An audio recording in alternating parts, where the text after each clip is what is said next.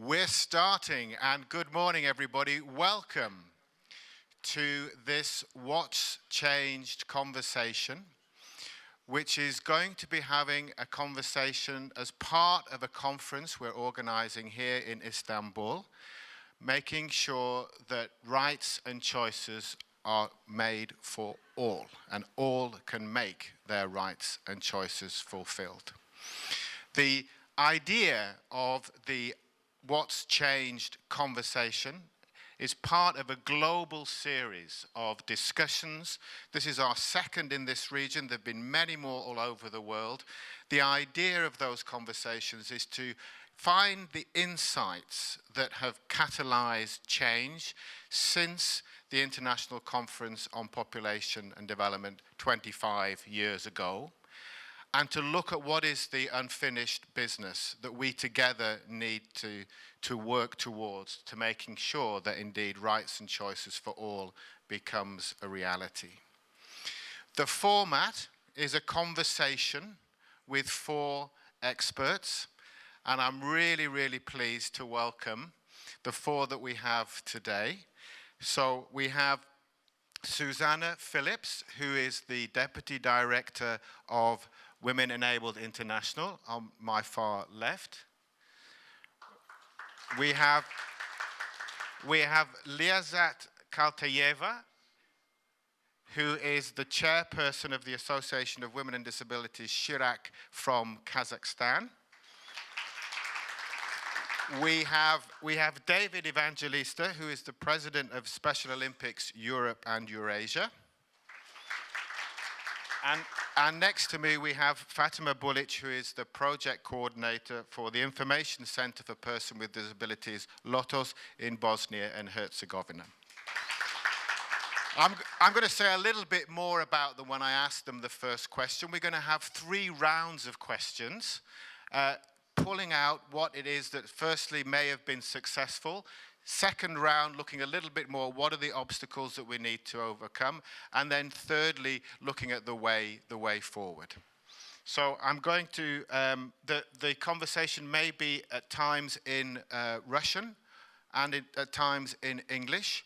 So you should all have your interpretation, your headphones at the ready.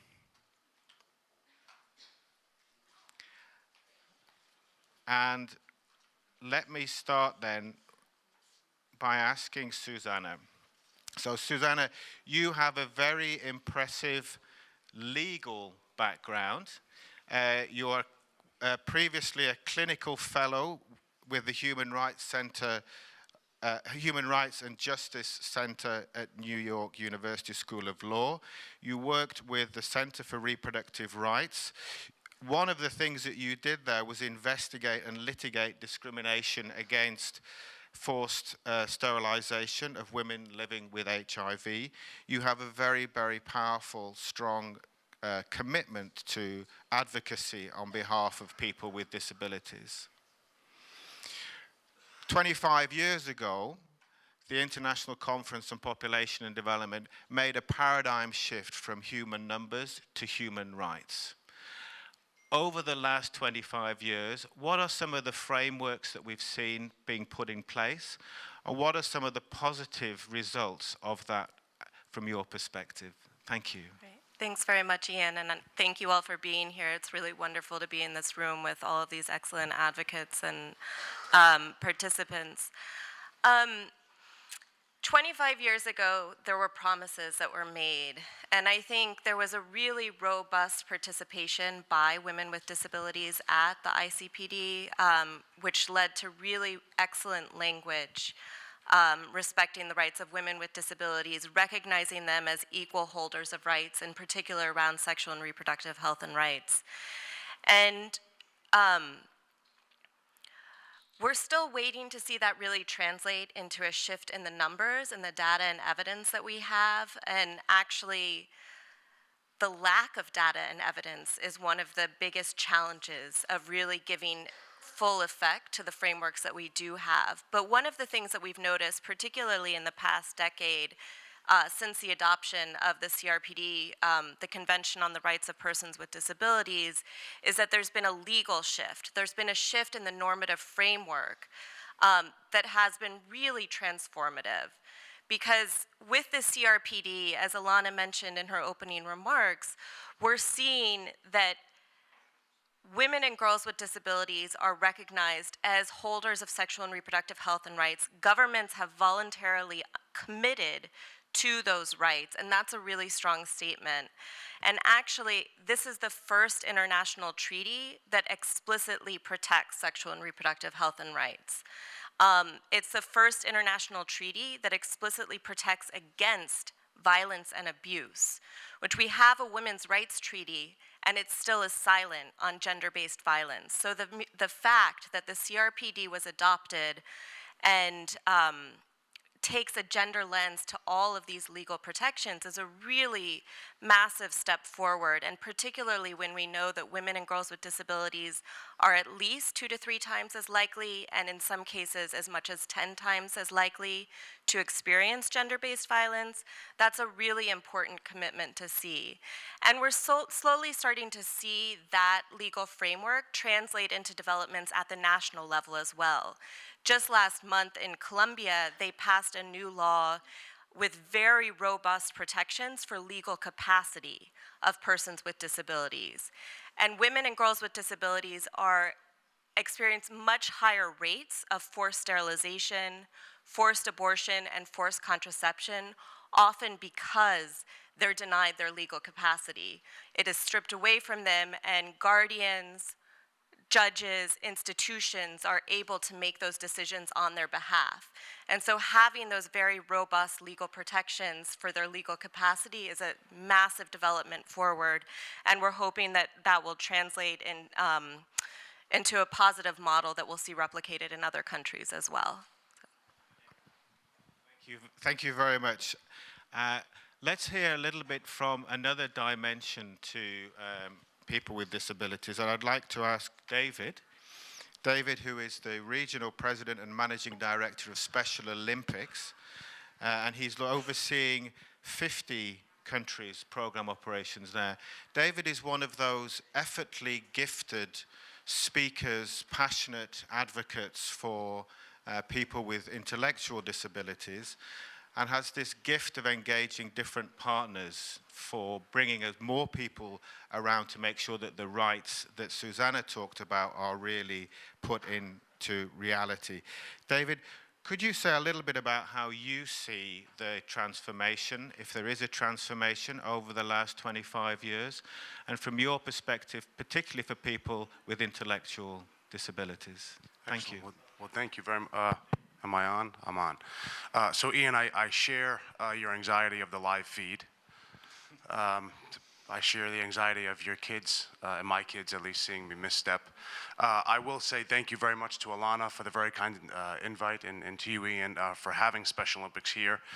It's an honor indeed to share this panel with all of you and with so many, as you said, eloquent and talented advocates and policymakers. You know, it's kind of the best of times and the worst of times for people with intellectual disabilities, to use the famous quote. I could sit here and tell you all of the great things that are happening, and there are many. One of which Alana very, very generously mentioned in her opening remarks, our World Games. We do a lot of work in all of these countries, including Bosnia and Herzegovina, which I was very pleased to hear. But I don't think we're here to talk about the good news. And not to get overly edgy, but it's a real sin that we're here. I mean, imagine the resources that we spend to convene these meetings on an issue that really should not need to be addressed. We talk about rights, we talk about opportunities, the ability to make a choice on your own sexual and reproductive thoughts or wishes should not be something that needs to be fought for. I don't have to fight to go get a cup of coffee. None of us had to fight to get our bags at the baggage claim. These are basic. What could be more basic than someone's sexuality? When was the last time you heard Down syndrome and sexuality in the same sentence that had a positive connotation? Can anyone raise their hand? I didn't think so. That's why we're here. We're here to get edgy. We're here to get tough. And that's what the athletes of Special Olympics represent to the world. That's what we do here in Special Olympics Turkey. I think that's why Alana had such an electric time with us in Abu Dhabi. I think that's why Ian had such a great time learning about the work we're doing with refugees, another marginalized population, which is how we were introduced, in fact. So I can tell you all of the great things that athletes with intellectual disabilities, namely girls, are doing across the world using the power of football, basketball, badminton, skiing, snowboarding, 35 sports, and we're still counting. I could do that. I'm not. Because if I do that, we walk away saying, oh, isn't that wonderful? That's wonderful. It's terrible, ladies and gentlemen. It's terrible that if you're a girl with Down syndrome or autism or Fragile X or Williamson living in a country, in sub-Saharan Africa, as an example, to cite the 2012 World Health Organization study, you're 6 times more likely to be a victim of sexual abuse before the age of 18. Let that sink in for a minute. You're 6 times more likely to be a victim of sexual abuse before the age of 18. 6 times more than the average girl in sub-Saharan Africa, as an example. So the news is bad, the future is better. And I'll cite the rights frameworks. What's changed, right? That's one of the things. What's changed? Well, what's changed is that we're here. As bad as it is, and I say that with a slight sense of humor, what's changed is that we're here, we're paying attention. The world is paying attention. I mean, I'm saying this both on a personal level. I mean, we even have the Basque Agency. Eskerrik asko. Also, by the way, to our Basque friends in the back. We all came together to focus on something that we know is wrong. We have to fix it. So I commit, to use the sign, I commit to being very vocal about the rights and the abilities and the opportunities facing girls and women with intellectual disabilities. It's an untapped resource for the globe. And I think that's what Alana saw. Not just untapped resource in terms of information. It's an untapped resource in terms of abilities. I'd like to think that we could begin the discussion or carry on the discussion, not talking about disabilities, but talking about all abilities. Because at the end of the day, we all know that each of us brings something unique and gifted to the table. I think our job here is to expose that, to strengthen that, and to amplify that voice far and wide. So what has worked well, what's worked well is the global community has put this on the map. They've brought us together here and many, many other places, and our job is to keep that momentum moving forward. Thank you very much. Thank you very much indeed, David, for a reality check. That we have got things to celebrate, but we also have got things to do. And that's really the purpose of this conversation, to set the stage, but then in our work in the conference and beyond, to do something about it. Thank you also for raising the issue about different abilities. You know, one of the most beautiful voices I ever heard was from a young woman in Moldova who happened to be visually impaired.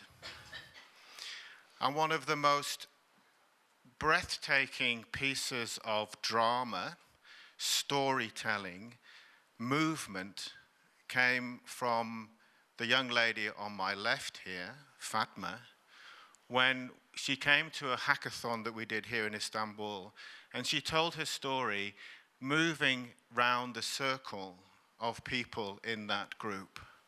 And so different abilities to call attention to what needs to be done, to tell stories, is something that I'm very pleased that you highlighted, David, and it speaks to what we can all be motivated to do differently.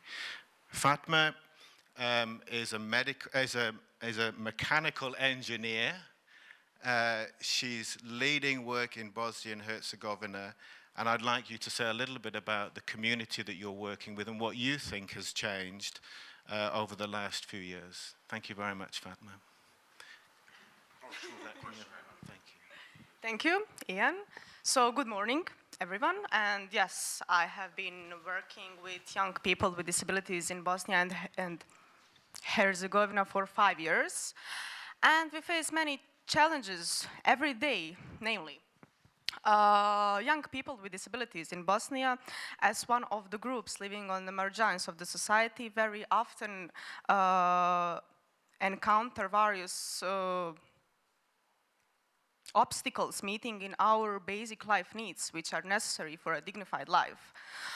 Under some scheme, Bosnia and Herzegovina regularly signs all kinds of documents that guarantee the rights of the citizens. And when it comes to completing and putting in practice these same documents, of course, there is a problem. The same thing happened with ICPD action plan. Young people with disabilities, as well as women and girls in our community, do not know, and they are not familiar with the subject and the right to sexual and reproductive health. Consequently, they remain isolated and excluded from the community and considered as asexual beings. The right to education, employment, social life, independent life are becoming more and more topics that we are all talking about. Statistics say that according to a survey done by some non-governmental organization in Bosnia and Herzegovina for people with disabilities, as well as those without, the level of exclusion from the society for people with disabilities is over 19%. It's a huge number. Persons without disabilities, of about 15% of them are excluded from the community in terms of basic life needs and rights. As for women and girls with disabilities, this number is of course increasing due to gender discrimination, the family circle, and of course ashamed of having a less important child. In terms of working with young people, I have to admit that in the past few years, the difference that have taken place in the territory of our country can be noticed. Namely, we have become much more visible, much more active, and there is a noticeable increase in people who want to advocate, to fight for all those who cannot do it alone. Also, according to good practice, the IC Lotus has adopted a new methodology of working with young people, in particular in Tuzla Canton. We understand that one of the key things is working with families and parents of people with disabilities, because we believe that the family is the key link in pursuing an independent life, and that without their support we would not be able to adequately work with young people to fight against the prejudice, stigma, and discrimination that exist in our community. Thank you, Fatma, for providing some very powerful evidence and data, for also talking a little bit about the methodology of how we do better and the need to work with families and other partners. I think that's a very important theme that we need to pick up during the conference. Let me just turn now for the final first round question to Leazat, who is a member of the National Commission on Women, Family and Demographic Policies, a member of the National Council on the Rights of Persons with Disabilities in the Republic of Kazakhstan. Thank you very much for coming all of this way. It gives me an opportunity to say, ladies and gentlemen, that apart from working at her local level in the Parliament of Nur Sultan, she is also a regional champion.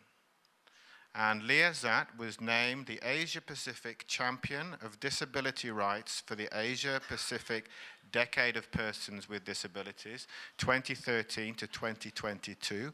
We've still got her then for a few more years of that wonderfully powerful advocacy.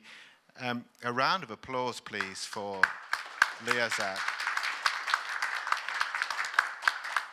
Leazat, from your perspective, can you say a little bit more about maybe the local level or the different types of interactions with government, civil society, local, national, and what you think has changed over the last 25 years or since ICPD in 1994. Thank you. Thank you. Thank you, Jan. Спасибо большое. Я думаю, что вы можете... Thank you very much. I think you should use your earphones. Now, when Jan was presenting me,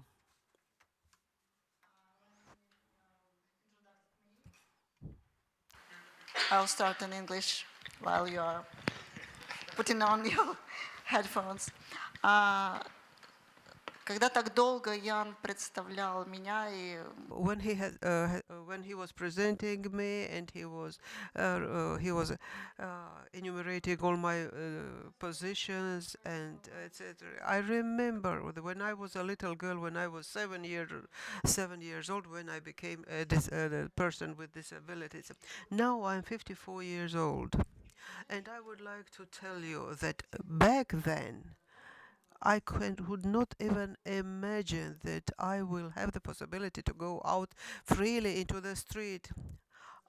I selected education for myself so that I could work at home. I could not imagine how else I could work. I've been dreaming about love. I've been dreaming of being a woman, a true woman, but I could never imagine that it would ever happen to me. It was in my fantasy, it was in my book, so to say. But yes, of course, right now, I can say that situation has changed dramatically. In our organizations, there are girls. They are pregnant with very difficult diagnosis, but they are waiting for their child, and the specialists are there to support them. Nobody tries to talk them out of pregnancy. We have got very many leaders, women leaders in the Central Asia. Many organizations that are working in this field are led by women. We have got champions in different sports, different athletics. We have got scientists, we have got writers, women, and people with disabilities. And I can say that a lot has changed as compared to what was happening when I was a little girl.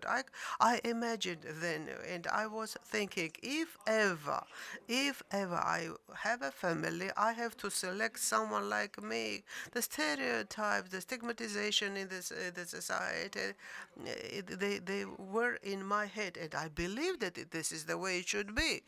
And unfortunately, those stereotypes have been staying in my head for a very long time. They influenced my life, and they influenced the lives of other young girls like me. When we started working back in 2001, I mean the Association of Women with Disabilities, Chirac, we decided to raise the issue of sexual and reproductive health rights. And we didn't know how to approach this issue because we were afraid that we would be condemned, that we would not be understood correctly. We were thinking that people will start laughing at us. Men with disabilities, they were the leaders then, and they were telling us, this is a caprice, you want to be a princess, they told us. And when we talked about reproductive rights, they told us, has it to do with your period? I mean, we had to overcome very many barriers, especially connected with their behavior, with approach, with the social setting, etc. But I should also say that the society heard us, though there were lots of scandals, etc. And our Central Asian network was called revolutionaries in the field of sexual and reproductive rights and this sphere. And I would like to support what Susan has said. The sixth article of the convention made a very important. This article allowed us to make a very important step. step. So something that was in the sphere of emotions, in the sphere of wishes, our emotional demands. This helped us to translate it into very practical and legal setting. So this was a breaking point. This was something very important in the life in the life of women with disabilities. But if you ask a question, to what extent the rights of women who are winners in Paralympic Games, who are leaders, whether this is easy? Well, this is a very serious question. If we compare the capitals of our countries and the rural areas of our countries, it will be a very, very serious issue. If we ask the question whether women with physical disability, so something like me, how she can realize and implement her rights, and what about the women who have got intellectual disability? This is a very serious question. Yes, the progress is there, but the next question will be asked as to what are the problems. Thank you. Thank you very much, Liazat, for that very impassioned story, personal story, and I think becoming a princess or perhaps a champion, I think that's a valid aspiration for everybody, not in terms of any royal treatment, but in terms of us all being able to live and fulfill our rights. And you spoke very powerfully about how you had to overcome the stereotypical view, including in your own mindset, as well as those who held power. And I think that's a very important part of the conversation. So thank you very much indeed. So I want to go around again, perhaps getting to the challenging question that you and actually David posed in the first round about, okay, so there's a lot more still to be done, isn't there? And we cannot certainly just celebrate the successes. We have to look really hard and powerfully together at moving forward.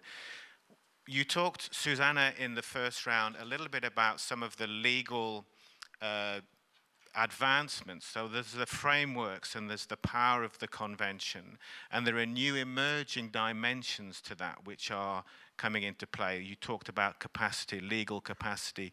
What are some of the new areas, if you like, or where are the remaining obstacles in the legal framework that we need to look at and work together with different community organizations to take this work forward? Thanks for that, Ian. And Lizette, thank you so much for sharing your personal experience. And I think reminding us all in this room that women with disabilities are women.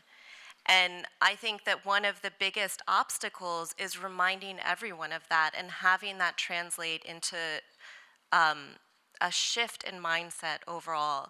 I think as far as legal obstacles go, the law that I referenced in Colombia is really groundbreaking, and I think that that's a barrier that consistently across the globe we need to be breaking down, these barriers to denying people with diverse disabilities of their legal capacity.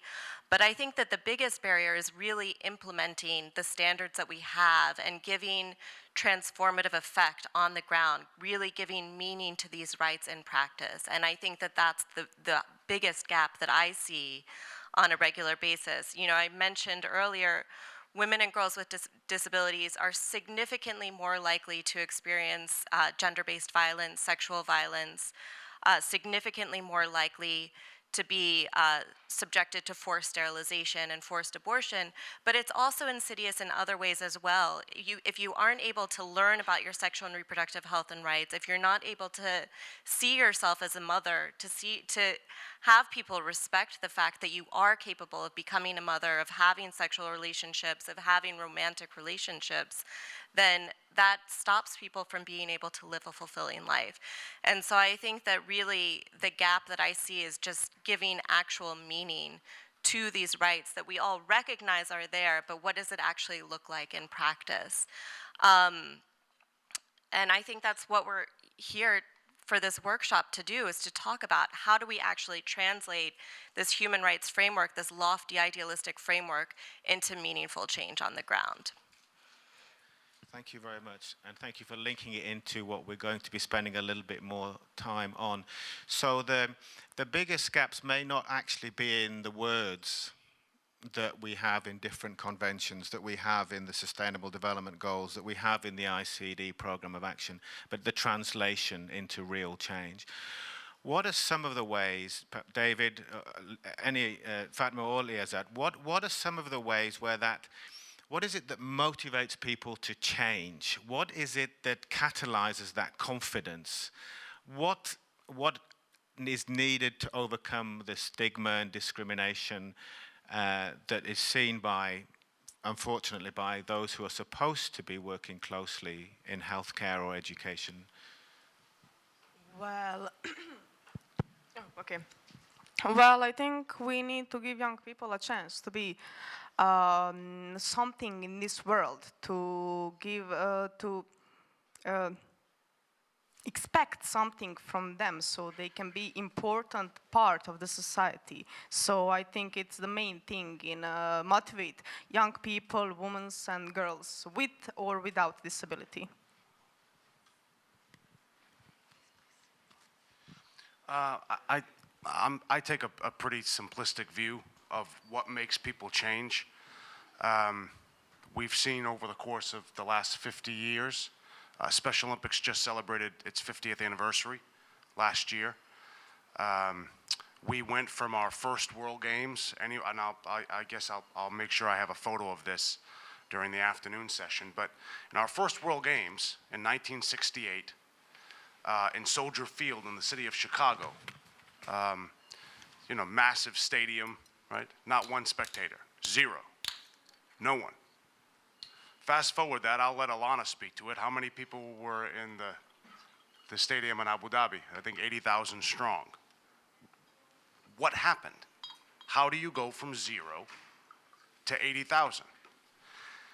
My personal opinion is, if anyone's a Beatles fan, do we have any Beatles fans? Any Beatles fans in the room? Let's get a little icebreaker here. Okay, great. So in the Let It Be album, there's that song, I, Me, Mine, right? Me. All of us are broken down to basic human nature, which is, what's in it for me? All of us are here, in part for ourselves, right? To gain information and so on. What's changed is that people have awoken to the idea that there's something in it for me. I can learn from people that I used to think were talentless. Communities can benefit from a population that was otherwise marginalized. Governments can gain better investment strategies by becoming more inclusive. So what's changed? The world has changed its language. Language dictates habit. Habit creates results. It starts here. I think that's what's changed. Is that what you like to add?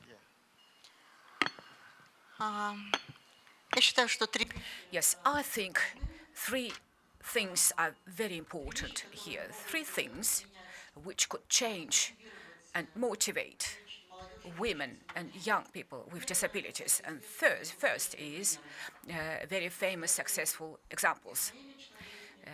Proceeding from my own practice, my private life, and experience of other women, I can say that when you see same example of a woman or a young person who has got accomplishments in life, you would start believe then that you can do same things.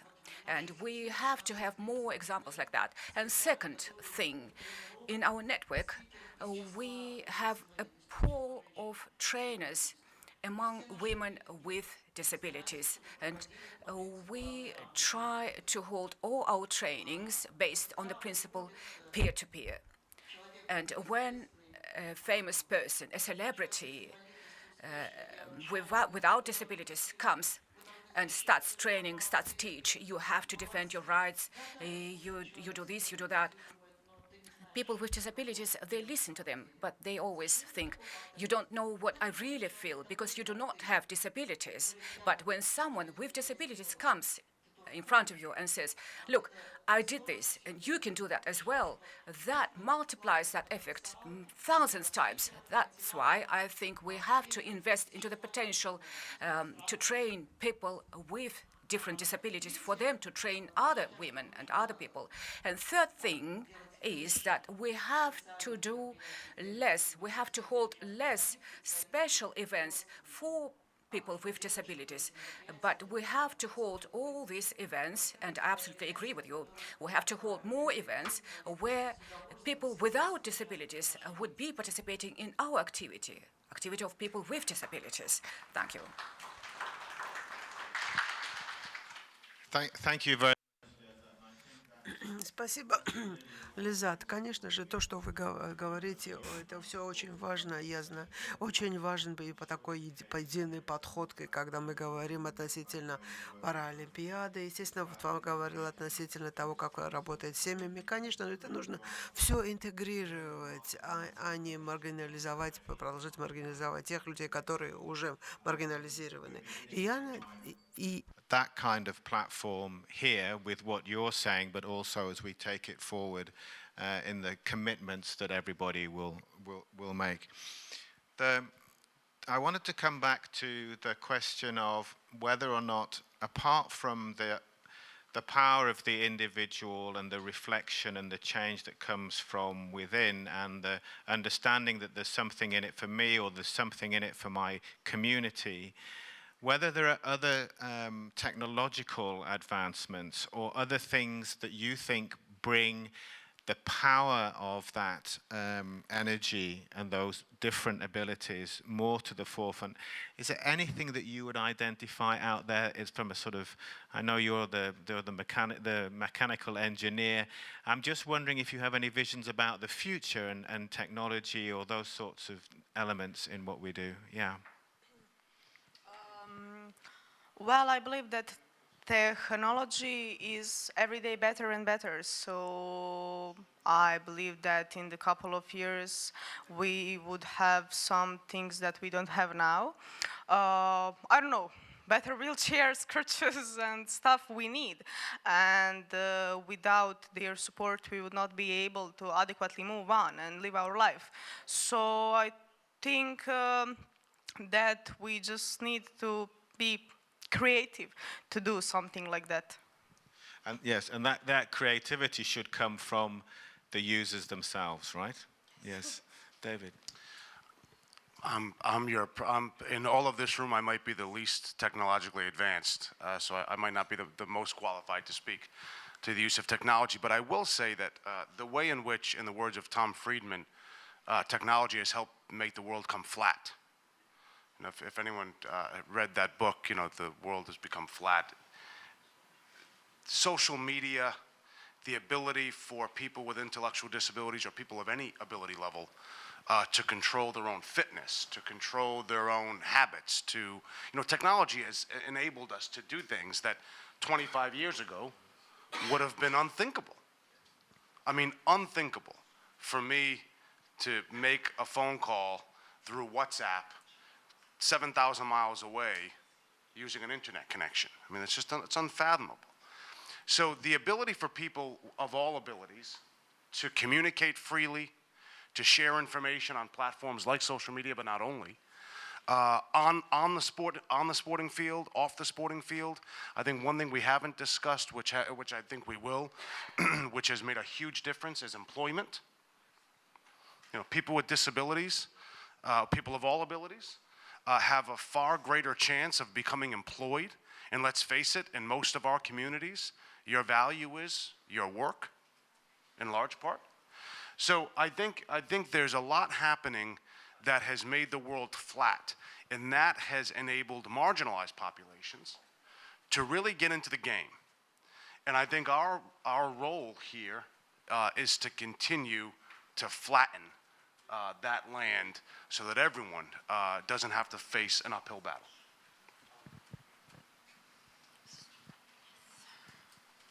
One of the exciting things, Women Enabled worked with UNFPA to compile these guidelines on providing rights-based services, and through the development of that guidelines and through the hosting of a series of regional workshops, is that we've been able to come across really innovative and great practices. And so I think technology is one of those pieces where we've seen developments. At our workshop in Johannesburg, there was an advocate from Kenya who had recently launched a sign language app for Kenyan deaf youth. And previously in the to sign, there was not a different sign for consensual as for unconsensual sex. And so through this app, he was not only able to share information about sexual and reproductive health with deaf youth, but also to innovate the language itself and to develop new signs that were more appropriate and more technologically correct. But I don't think it's technology alone that's going to get us there. And I think, one of the things that we consistently see at the international level is that forums are also often very inaccessible, and that's not just from a technological standpoint. Lack of inclusive budgeting means that there aren't often sign language interpreters unless it's a specific event for people with disabilities. Women's forums do not have sign language interpreters. They're often hosted in rooms that are physically inaccessible for people who are wheelchair users. Because of lack of participative and inclusive budgeting, personal assistants and support persons aren't often budgeted for. And so a country office might send an advocate, but if they don't send somebody to support that person, then it makes it a really inaccessible forum for that individual. And so I think we really need to think about not just how we're using technology, but what are the other ways in which we're providing for meaningful inclusion and not just tokenistic inclusion. Я бы хотела добавить, I would like to add a few words. In Kazakhstan, now our country office is checking specific needs of women with disabilities as a protection against violence. And informational technologies, it is not only the way to do away with isolation, not only the way to inform, though of course it is very important. It is not the only way to understand yourself better via these social networks. Informational technologies can fight against violence because when we are talking about specifically women in rural areas with a low economy, with low income, they do not have the chance to make a call, to call the police, to inform about the cases of violence. I do agree with all the speakers, but I think that this practical issue is very important, and probably we will need additional budgeting. We will need further development in this issue so that people have such possibilities. Thank you, and also other colleagues. So I think as we move into the closing part of this particular conversation, it's really interesting to get your views then on the way in which this interaction, the way in which we ensure rights and choices for all is not about making that much of a distinction and a separation and a patronizing kind of approach, but about genuinely co-creating and innovating together. I like very much your point, David, about employment, and I think that's both important for private companies to hear, but also the public sector to hear that. And there are some examples in different parts of the world. Maybe that's another very positive area where we can work to look at what more could be done around employment issues. But more importantly, I think you've all talked about the language and the words and the behaviors that we have. And we have some great legal frameworks. Some of those have been translated into the national level, and we'll be hearing more examples during the conference about the national commitments and legal frameworks that you have. But it's also about having the courage to say the words. It's also about the courage to overcome the stereotype views that we ourselves may have, that others have. And it's about really making sure that the way forward is charted as a transformation that we all benefit when everybody's rights are ensured and choices are allowed. So I leave this sort of conversation with a sense of a little bit of, we've got some good things to celebrate. We've made some progress. We've got some incredible people, some champions, some experiences. But we've also got a very, very long way to go. And we should not shy away from the fact that we have left far too many people far too far behind for far too long. And one of the main commitments I think we have to make as a community, as an international community, and as an organization is we've really got to gear up a little bit. So would you please join me in thanking our panelists, Susanna, Fatma, Liazat, and David. And I hope that it's provided those insights about the journey we've made since Cairo. And it gives us some motivation and some reflection and thought for what we should do going forward. Please thank my panel very much indeed.